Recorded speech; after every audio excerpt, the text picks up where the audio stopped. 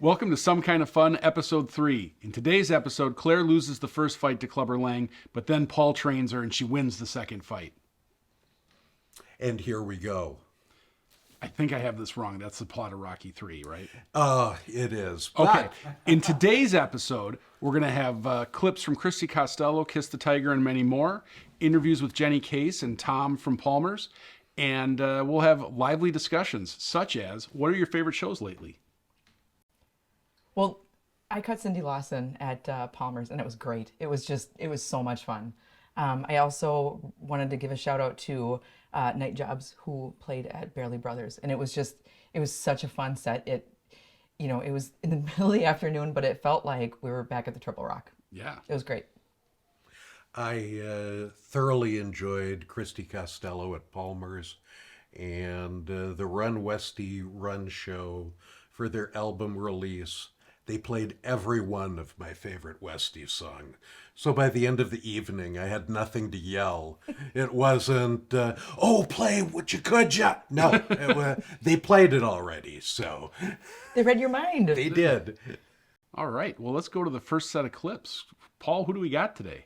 We have Christy Costello, who played a great set at Palmer's, Products at the Underground Music Cafe just before they go on pretty much a national tour, and lastly, the Flaminos at the Turf Club.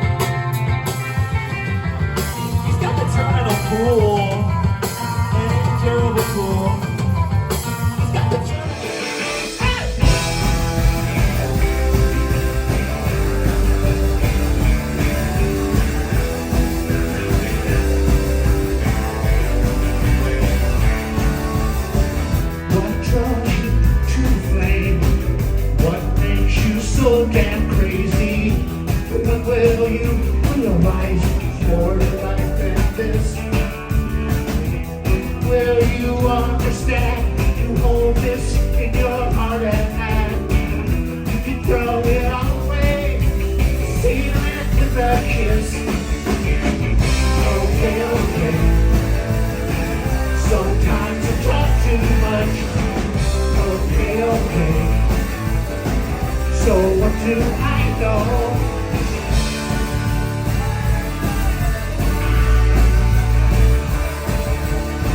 Sometimes I'm just a beggar, asking for a little more time. Sometimes I'm just a thief who wants to steal your heart.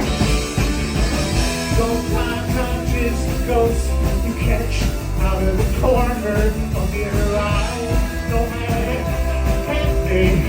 No matter how you try. Okay, okay. Sometimes I talk too much. Okay, okay. So what do I know? Welcome back. That was Big Love by the Flamin' O's. Thanks to Paul Lundgren for bringing that clip to us, and not Paul Engbertson. But what we do have to bring to you is a fantastic interview with Jenny Case, a wonderful musician, leader of She-Rock, and we'll get into all of that starting now. Hi, Jenny. Welcome to Some Kind of Fun. Hi. So we're in the interview segment. So how did you get involved in music? Well, it's a long story, but I started with piano when I was a kid. Mm-hmm. And I really got into Duran Duran when I was about 10. And when I realized I couldn't marry all of them, I focused mostly on the bass player. Okay. I was like, going to marry him, John Taylor. And then I started bass. Oh, okay. I started guitar and bass. Yeah. I formed an all-girl band when I was in high school.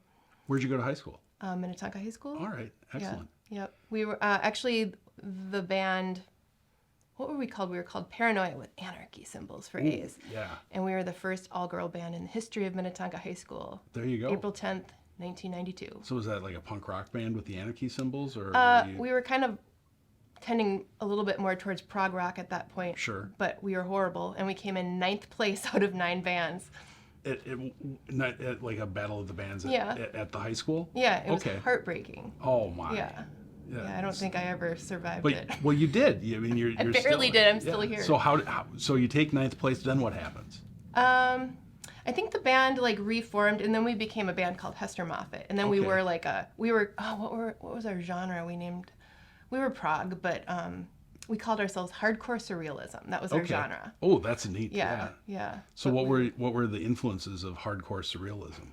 Rush, Okay. Primus, Metallica, Pantera, Faith No More, Mr. Bungle, Yeah. things like that. Rock on. Yeah. I think I was playing guitar, and then I switched to bass Okay. at that point. And then, I was into all those bass players. Is that when you started playing around the Twin Cities then? Mm-hmm. Okay. Yep, all the old like metal clubs and What clubs were those?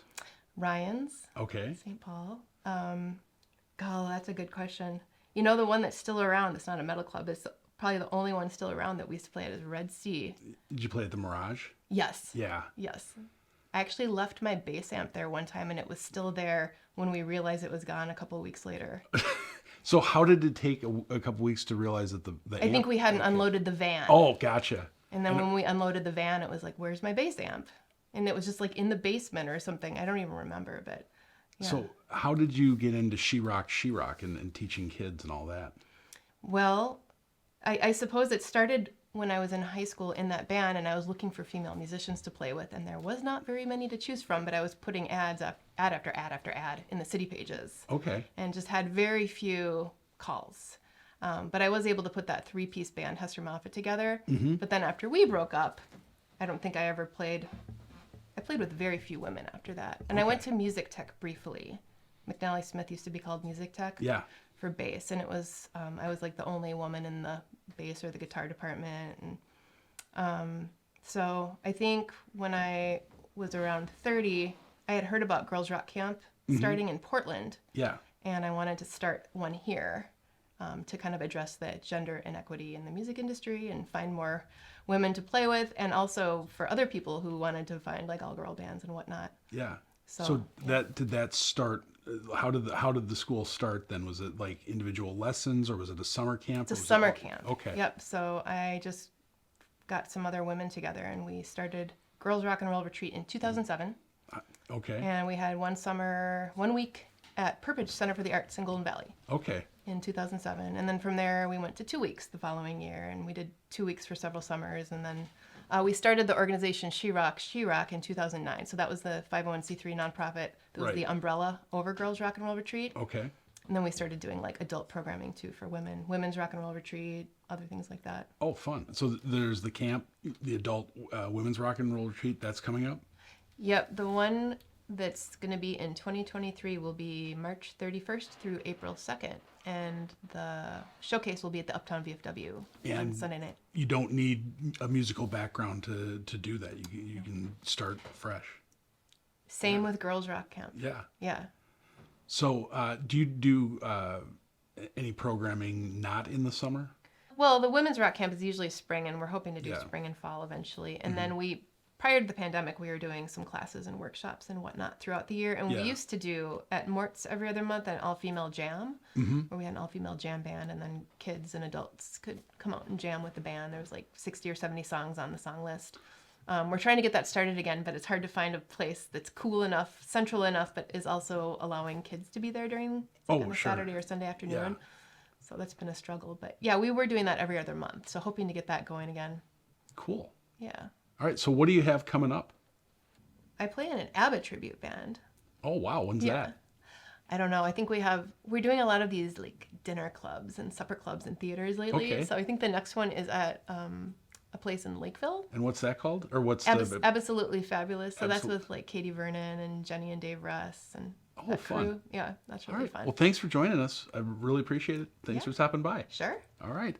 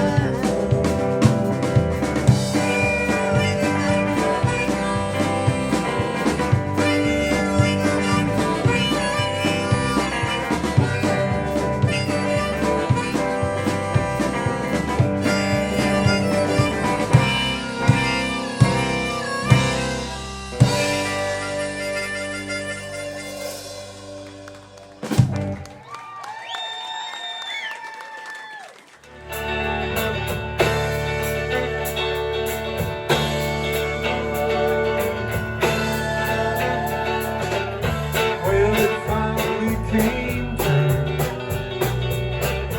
Little house built after all we've been through. That little house built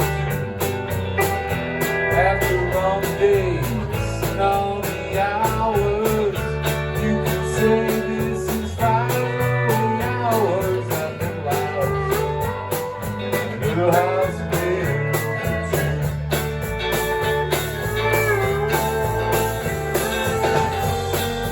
Why aren't you happy? Why you so blue? We both did everything, and we were supposed to. So here we are in this place, little house built for two. I've never seen a lonelier space than that little house built.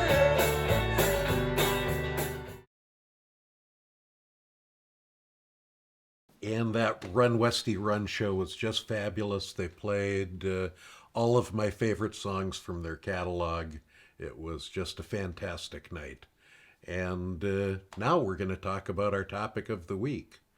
Pete? This month's topic is early show versus late show. Claire, what are your takes? I wasn't ready for this. Okay. I'm just kidding. I was. I like the early shows. I'm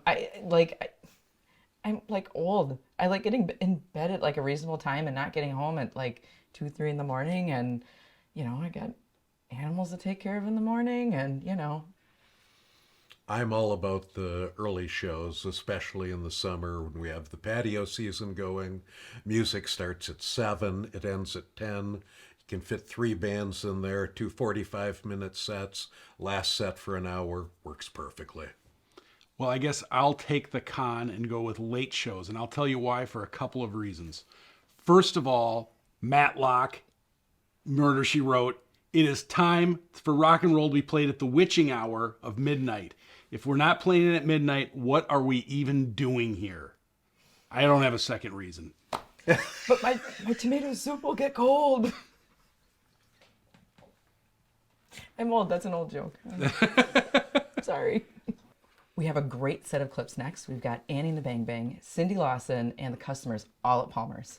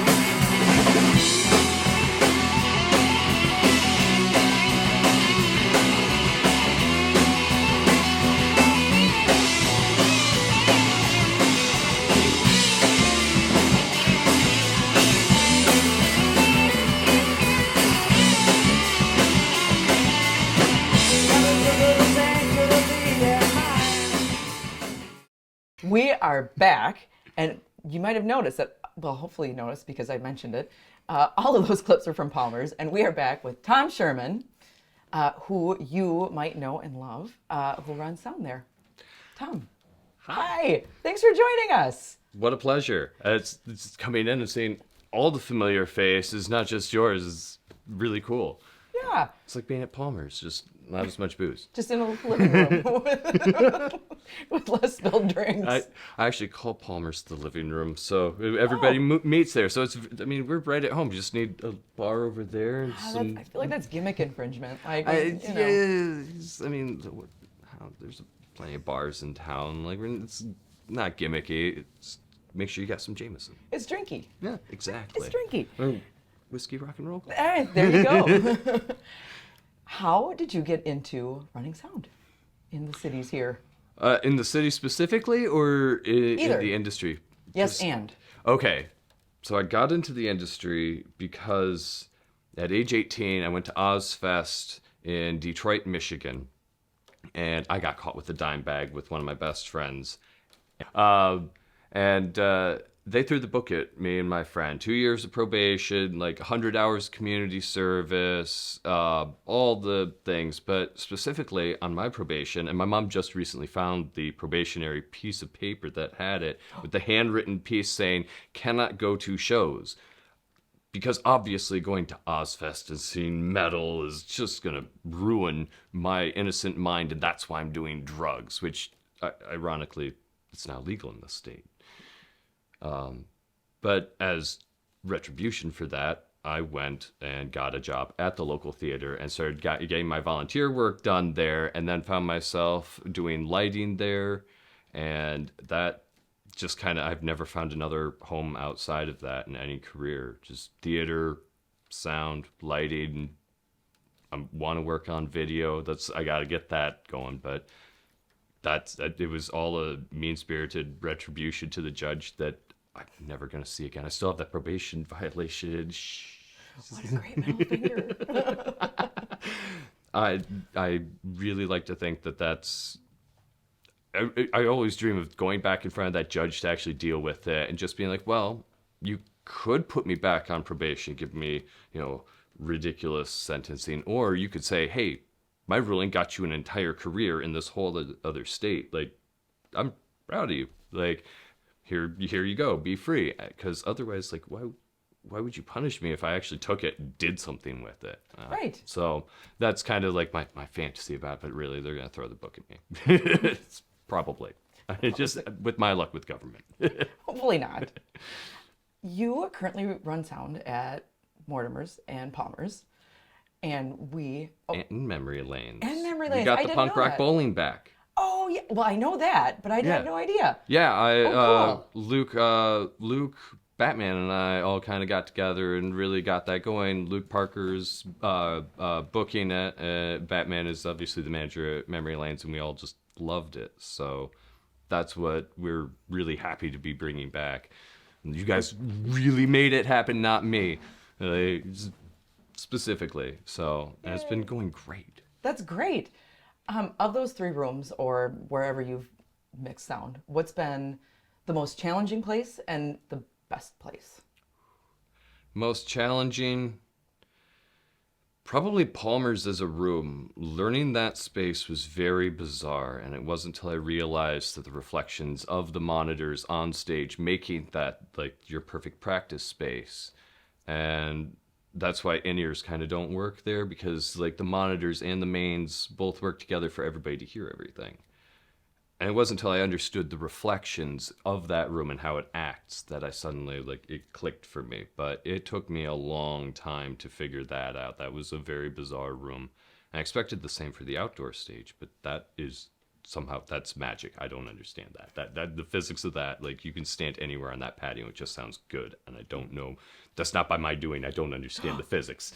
I just make it sound good coming out of the speaker. That's it. And it just, physics makes it work. It's I'm not mathy. Okay. Awesome. What's the funnest spot to run sound? Probably Palmer's outdoor. The outdoor. Mortimer's. Okay. Mortimer's has the bigger system, so I'm not worried about protecting the system so much as I'm worried about protecting people's ears, which is a different kind of battle that I kind of enjoy, because if it hurts me, like you should be wearing earplugs, but I don't want you to have to. You shouldn't. Your ears shouldn't hurt by being in the room, and that system can do it. So to me that's an interesting problem. And then Palmer's outside is just fun. Yeah. It's fun for a lot of reasons. Right? Yeah. What if there were like 2 or 3 things that you would want bands to know that would make your life easier as a sound person? What would those 2 or 3 things be?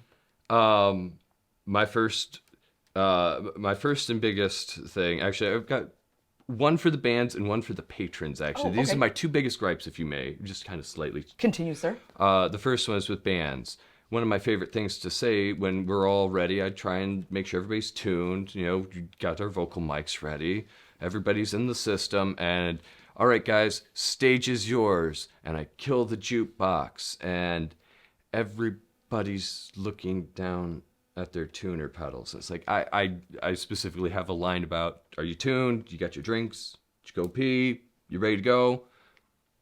Every time to the tuner pedals, and the jukebox dies, and there's that weird silence. And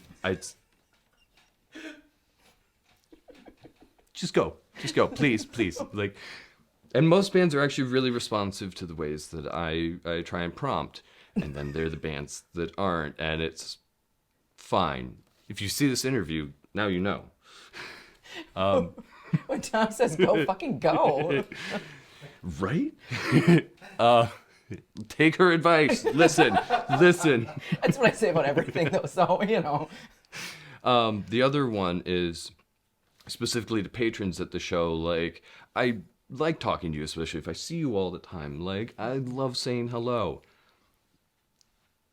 When a band is getting on and off stage is not the time to talk to them. And when the first song of the first band goes, shh, my ears are my money makers. The second song, third song, right. Come up and say hi. First song, band just started, I need my ears. And that's my only thing. And I always try and respectfully do it. But then you get a place where Palmer's, where everybody knows you. And continues to just be like, oh hey Tom, oh hey Tom, oh hey Tom, and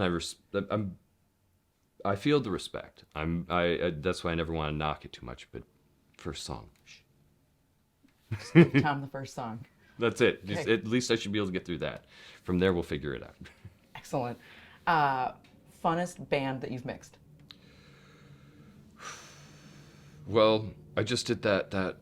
What was it called? The punk thing Saturday? Just yesterday at Mortimer's. They had that early all ages punk show.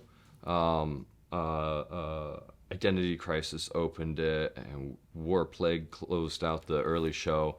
That was amazing. That was really cool, seeing the kids having a real punk rock experience, seeing the mosh pit. I haven't seen a mosh pit like that in forever. It was intense, but yet safe. I watched everybody taking care of each other, and even the people that had a little issue, like being able to pull them aside and just being like, hey, everybody's here for a good time, was really nice. And the fact that the whole community, that's my favorite thing about punk rock, is that community. Otherwise it's Daikaiju. Go see Daikaiju. Like, just secret favorite band to run. I don't really have to do much sound because they don't have vocals. They play really loud amps. It's surfer metal rock based on Godzilla themes. And they light their drums on fire, and the crowd surfs the drummer while he plays his drums. And it's a very intense, very scary, very fun show. And it's an experience. Okay.